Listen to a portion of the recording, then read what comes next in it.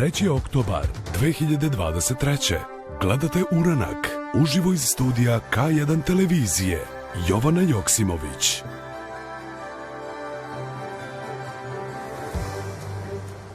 I da krenemo opet ovu emisiju od predloga manje rada.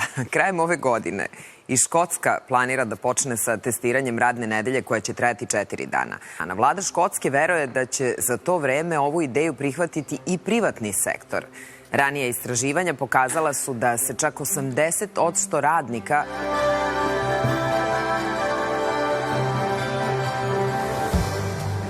Naslovna strana današnje Politike, izveštaj sa jučerašnje konferencije za novinare ministra odbrane i načelnika Generalštaba, kontinuirana kampanja protiv srpske vojske i onda su juče u stvari objašnjavali šta je vakcinu već duže vreme nema cepiva protiv tetanusa,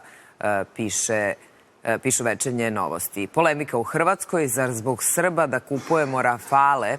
I to je jedna od tema Vojske Srbije. To apropo onoga što sam rekla da su juče demantovane razne neistine koje se pojavljuju u medijima. Naslovna strana današnjeg Blica, Petar Petković je juče imao konferenciju za novinare, izneo je nove dokaze o likvidaciji Srba u Banjskoj, Bojana ubili dok je ležao ranjen licem prema njima.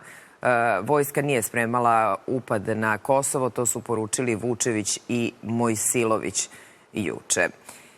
Zvezda pravi tajni plan za Young Boys, to je još negativci pod zaštitom vlasti, postaju patriote, to je njihova analiza. Da li je odbrana Milana Radojičića za oružani sukob u mestu Banjska, planove za odbranu od terora Prištine.